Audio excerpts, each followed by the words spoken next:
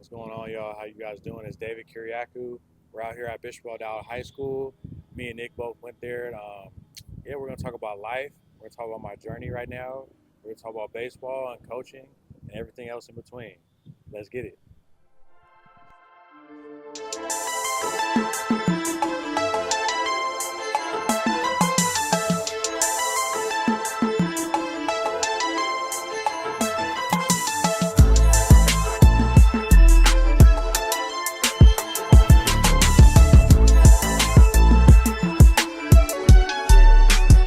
It's good, bruh.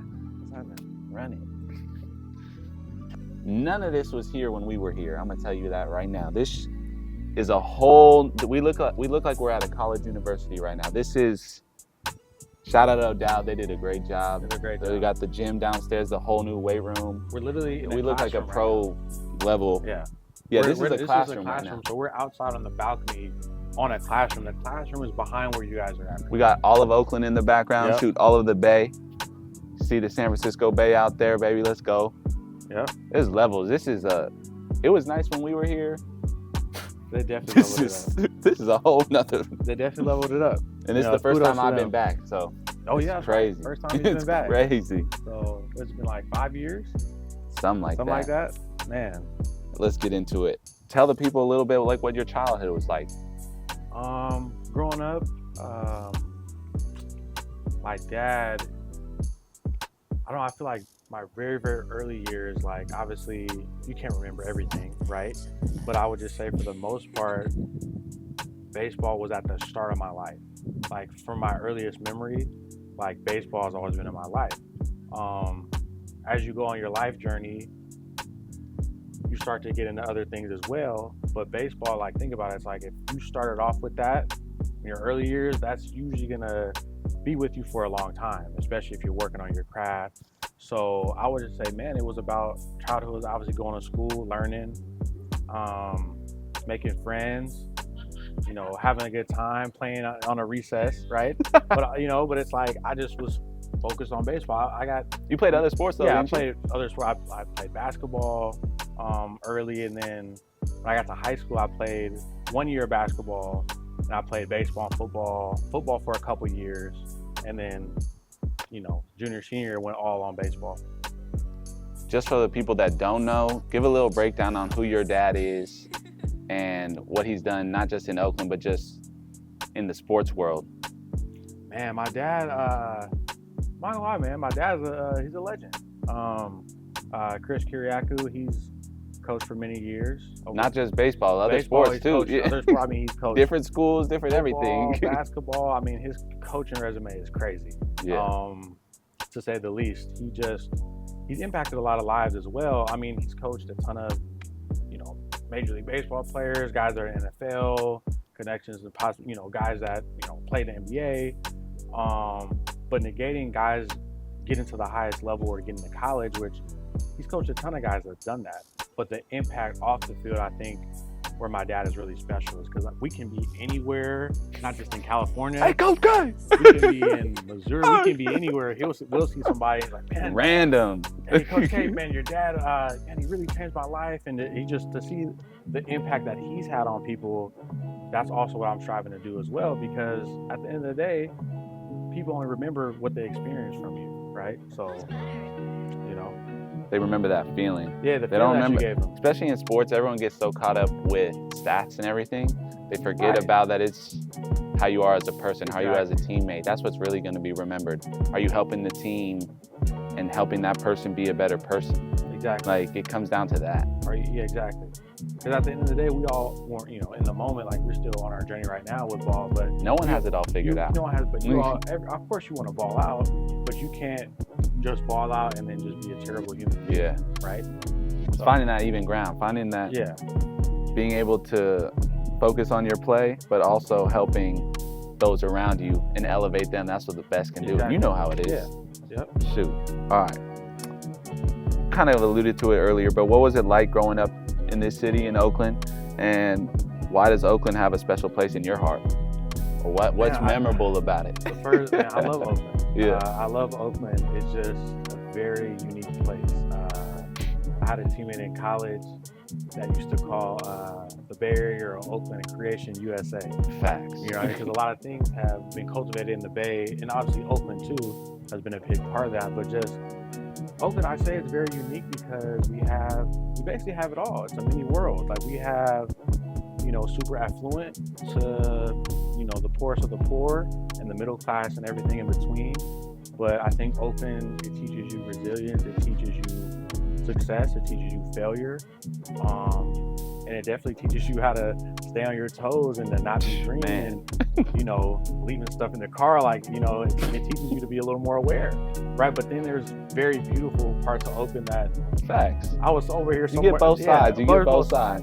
I mean, I was, you know, it's just the experience. Like, man, you would never see something like that anywhere else. A lot of people elsewhere have no idea, or they're just, not that they grow up in a box, but I've talked to a lot of teammates and people from other sides of the country, and this isn't for everywhere, obviously, but there's people that are just, if they came here, it's a whole new world, bro. And to add to that too, like I've been blessed, like my family, like, you know, we live in a cool part of Oakland. It's not, y'all are like in the we're in the between, right? And you know, like we've been blessed, God's protected us through different stuff. So it's like, for sure, like even though you can be on your toes, you still, man, it's like, you know, you gotta be know aware. Where you're at. You gotta be aware. 24/7, bro.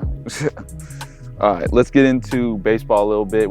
You go ahead and talk about it already, coaching the youth, but I just want to hear a little bit about your perspective on the game and how it's changed as a whole with your playing career and also your coaching youth at the same time. Well, that's a pretty loaded question. Let's see. I'm gonna answer the first part first about the playing.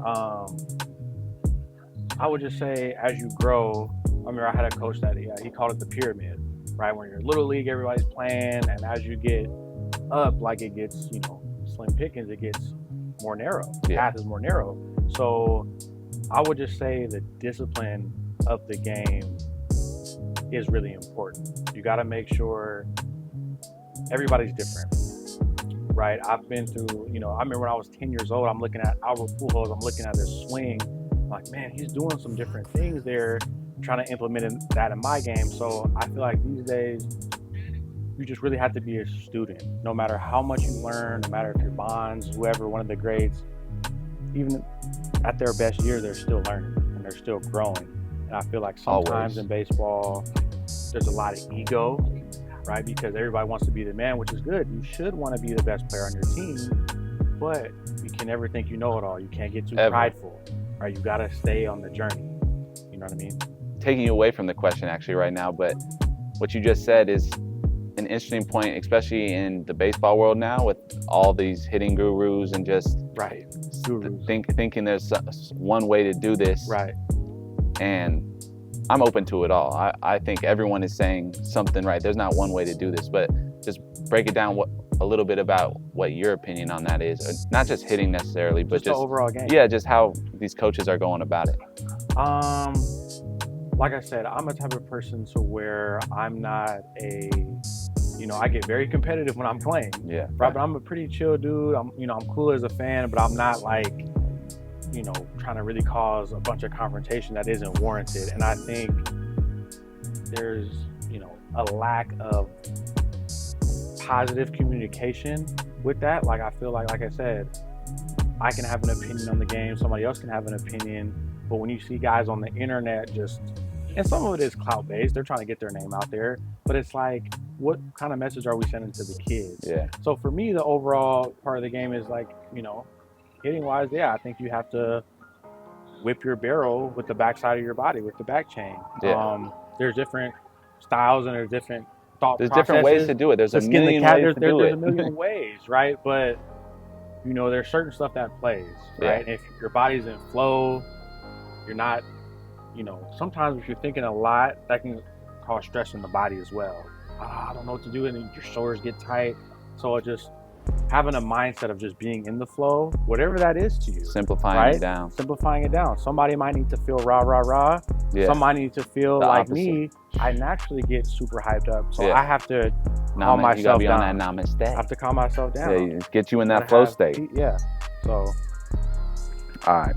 Oh, last thing about that is the biggest thing we've been harping on with the kids is it's okay to be scared or nervous, but do it anyway. Yeah. And another perspective of that is we're on a baseball field. Yeah, it's What fun. is there to actually, your house is not going to get taken away right now. You guys have food on the table. What's the real fear? You know what I mean? That's It's the biggest baseball thing. playing, they're worried about So little things. yeah, so just really just, that's, but anyway, that's what it is on that. But I feel it. A little bit more on the baseball tip. What's or who are your main influences in your personal game and just life as in general? But like, who do you think influenced your style in addition to your dad, but just that you looked up to growing up, and just, yeah, really, like, how did you become David Kyriacou, the baseball player that on the field that we see now? Who are you? Wow, who are you not interesting mimicking? Who are you? Yeah, just influence Yeah, in general. main Whether I influences? know them, whether I don't. Yeah. Obviously, I talked about earlier, Dad, Pops has been an integral part of my life. And my whole life, like, God has always been on. Everybody has their journey with the Lord Jesus Christ, but I've been leaning into that more. Really trying to make sure I'm doing what I'm supposed to do. But baseball-wise, I would say somebody that like my dad's coached a lot of people, so people that would come and maybe played in the pros, like even the Ross family have been a good, both brothers, like as I was coming up, good to look up to. On the field wise, I would say when I was a kid, my favorite player was A-Rod and Jeter and all that. Right. So I remember in All-Stars, I wore number 15 because it was A-Rod plus Jeter, right? 13 plus 2. So that's what, that was my number. But I would just say now, to see who I am now, I would say I try to model my game after a guy similar height, like Jose Ramirez. Obviously, he rakes, he does his thing, and he's a switch hitter. But we're about similar height, kind of stockier, and just see guys in your height, like at a position that usually would be for a 6'3", 6'4" guy, but he's 5'8", 5'9", and he hits like he's 6'4". Yeah, facts. So really just learning how to use the energy of the body and other things like that, and just, overall tenacity. But I would just say, man, there's so many influences, I feel like, from the game. I've been influenced by so many different players, and they all don't come to mind at once. Some guys I know, some guys looking from afar. But yeah. Why do you think it's beneficial for kids to look at major leaguers, and also not just major leaguers, but finding an influence above them that's at a higher level than them? I think it gives you some type of goal or aspiration. It gives you something you can visually see. It gives you something tangible that you can see. Especially like, somebody that may look like you and doing the same thing in the same size. So it's like, but then you can also get things from you can pick and choose. It doesn't have to just be one thing. Yeah, I could get something from a pitcher. I don't even pitch, but like I can, if you're a student, you can get more information that you think that you can, but if you're not really looking, if you're not seeking, then you won't find. Yeah. You're not gonna find it. So I feel like, somebody was saying, hey, a lot of kids, we're all on social media. Everybody's on their phones 24/7, right? What percentage of time are you looking at your phone to better yourself in something, right? If it's just brain rot, if it's just mindless, and don't get me wrong, it's funny stuff on the internet, right? They got the Tik Tok dance, everything's going on. But it's like, we all self-examine ourselves, look in the mirror like, how much time am I wasting my time? How much time am I putting forth towards a goal or something? All right, let's switch a little bit off of baseball right now. Okay. Just talk about how your outlook has shifted since college, just on life, sports, everything. How has Dave changed, or how has your thought patterns changed, I guess? Or do you view life differently now than when you were younger, or what do you wish you had known, or how's it shifted? I mean, definitely, I think, like they do, all studies aren't true in my opinion, but they do a study where it's like every 6 to 7 years, like your brain shifts, it changes in some form, right? And I think that, as you mature, obviously guys sometimes mature a little slower than girls, right? But as you mature, your outlook is gonna mature as well. And I'm lighthearted, funny, cool dude. I like to have fun, but it shifted just more of like building towards my purpose, right? Like I've always thought, like I said, since I was young, baseball has always been a part of my life, and it still will be. We'll see what happens with the playing journey. Still on my career path, playing pro ball and coaching as well. But now in recent years, I've started to shift to other things than only baseball. Right? I want to finish up, with my schooling, get more going on business stuff, other stuff that I'm interested in. Just finding your identity in the sport. Yeah. Because I feel like it could be, especially as men, usually guys find their identity in what they do, right? And it's like that can create a roller coaster of like, but like I've trying been to able balance it out. It's tough, especially the farther you go. And I've been trying to really, I've been finding my identity in God more, and then that's been helping the shift of like, not stressing about the unknown or like what's to come. It's like, you know what I mean? Thanks. All right, before we're getting to the end of the show, but what's one take that you stand on, bro? That like to the day you die, like ain't nobody shifting your perspective. Like you stand on it, bro. All right, I'm gonna give you two. The first is, like I said, I talked about God a little before, but I just believe Jesus Christ is Lord, and like, man, there's power in that. You know what I'm saying? Like I've seen, like, and not to get all there's power in the word, bro. Not to get all real deep, but man, the doctor just told my parents I wasn't even supposed to be That's born. true. You and your brother are both miracles, bro. Man. And then they just prayed and prayed and prayed, and then now we're here today. Of course, we have a great purpose on this earth because it was like trying to stop us from being born. You know what I mean? But it's like that's one. The second take is, man, I would just advise you got to be unapologetic about what you're going for.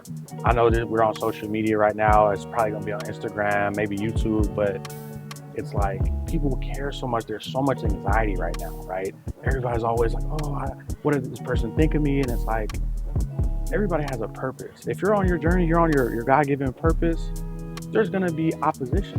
People aren't going to understand what you're doing. But at the end of the day, if you're just trying to people please a bunch of people, you can't care what they think. You're not going to go like this. You're just going to be worried about, and yes, we're not saying don't treat people well. We're saying, yes, treat people with kindness, like you will want to be treated, but you got to it has to resonate too. Facts. Like if you're telling me some advice, it has to resonate. I can't just force it. That might have worked for you, but that might not work for me. You might swing this way, but I feel like I've always had power my whole life. I'm swinging like this. You know what I mean? So that's also another segueing back to baseball is like, I feel like it goes more towards belief. Like somebody that has more belief might have a little bit more power. Like if you really feel like you can't hit the ball far when you're young, you're not gonna do it. The last thing I want to say is just like me and Nick. I've known this dude for a long time. 2 years now. And we've 10 plus. And we've had disagreements, but that doesn't mean, just because somebody doesn't exactly agree or have the exact same opinion, everybody is created differently. Facts. And I feel like nowadays, I hate saying it because I sound like some other people, but I feel like, man, it's like if somebody doesn't agree with if you disagree with somebody's opinion nowadays, sometimes they deem it as disrespect. We're not cool. And it's like, man, where's the love at? I'm not a robot. I might not agree with everything that you say, but I'm not judging it. That's your life, right? Yeah. So that's probably the last thing I'll stand on. But man, let's Hey, he said, stand on it. All right. But we gonna end the show right now. Okay. But before we let you go, we got 5 quick questions. Okay. You ready? He doesn't know any of these. These are just on the spot. All right. What's your favorite spot to eat in Oakland? You got to bring it to one, bro. It has to be one. No taco truck, no nothing. No one's ever been here before. What's the first place you go to? If you've never been here, the first place you go to has to be. I gotta send you to a taco truck first. I gotta send you to. That's your spot, man. Which one? Taco Let them know. Sonalia. They got the best steak tacos, bro. I'm telling you, hands down. In my opinion, that's the best taco spot. Where at? Where can they find it? Over there on International in the trenches. So you gotta You know, gotta get it pull real up- you quick. gotta pull up. pull up real quick. Get up out of there. All right, bro. Give me your top 3 artists that you listen to. Top 3 can be rare too. It doesn't have to be your basic answer. Let Yeah, bro, people like I know. Put said, people bro, on. That's a tough one because I haven't really been like listening to a ton of music lately. But I would say like this dude Caleb Gordon. I've been listening. I've to heard him. Yeah. He's got some cool stuff. You know, a little bit of Smino here and there. Yeah. One more. It just One so more. random. And I would probably say the third, like Blast and Bino. That Yeah. little West Coast, Rare. you know, fun loving kind of thing. But yeah, not I haven't been listening to nothing too crazy, like not too much trap and stuff like that. I've kind of been more just like on the mellow type of tip. Yeah. You know. Chilling. So, yep. All right, give us your top 5 favorite MLB players all time. Who you think are the best? Wait. Top 5, bruh. So wait. Let me get this straight. Is it All time. the top 5 that I think are the best? Your or my personal favorites. I might have to give you Favorite / best is the same. That's tough because okay. It's you was just talking about how everyone's unique. It's his top 5. So Okay, I'm gonna go. Okay, let's go. We're gonna go with hitters. Okay, go ahead. That's your hitters. So I'm gonna say, negating all the steroid allegations, I'm gonna stand on it and I'm gonna say Bonds. All right. I'm gonna say the second best hitter ever, in my opinion, is Tony Gwynn. Tony Gwynn for sure. Keep going. Got 3 more. Third best ever. See, I don't want to put a bunch of steroid guy. Like Barry Bonds was never proven. Yeah. But could go Manny. I could go A-Rod. I'm just talking. This is just from my era. Yeah. I'm not going back, and I'm not gonna say Reggie Jackson, Yeah. Jackie Robinson, and all Ted those. Williams. Ted Williams, Babe love, Ruth. I love for the Babe, the Big Bambino. He did his big one. But shout out to the Big Bambino. You know what I'm saying? Sultan the SWAT. But third, I'm gonna say A-Rod. Okay. You got 2 more. 4. You need some present day. You got no. Okay. I'm sorry. I'm thinking of when I'm growing up. All time. It's too early. Like obviously, Trout, Could be who you like right now too. Ohtani. Okay, you got to pick some. Oh, Two this more, is so two more. hard. Mookie Betts, like. You got to put it down. 2 more, bruh. Okay, I'm gonna say 2 more for that age. I'm gonna go with Manny, and I'm gonna go with Miguel Cabrera. All right. But of this era, I would say Freddie Freeman. My personal bias, because I like Jose Ramirez. I'm gonna go Mike Trout, Shohei Ohtani, and I'm gonna give some love to our boy Quan. Hell yeah. Yeah, shout out to Steve Quan, going crazy. Kwanzaa. All right. We're gonna talk a little bit about style real quick. Ooh. This is a 2-part question. Okay. Who has the most style / drip in the league? That doesn't necessarily mean on the field. That's off the field as well. Hold on. Actually, answer that question and we'll ask the second part. I would say on the field, I just feel like it's either Stroman, Jazz, or Lindor. Yeah. I mean, all New York. all New York, but they're just. I see it. It's not a fake thing. They're unapologetic. No, they got it like that. And I would throw Acuna in there because he was a trendsetter. He was wearing all that yellow. Yeah. Now you see Judge, even Jazz, they wear a signature color now. Acuna started that. But then before Acuna, they were wearing a highlighter. Ozuna and all that was doing that. But I would probably say one of those 3. What about off the field, bruh? See, off the field is tough because I don't really know if they put it on like that. Okay. Like I said, Jazz, I haven't really seen him. No one in baseball really doing it. Yeah, like not to like as much as they could. Yeah, not to throw baseball. There's a lot of drip. It's just. But I feel like people they in baseball afraid. Yeah, they kind of stay within a little box. Yeah. It's just kind of like basic shirt, basic pants. There's some people. But you don't really see.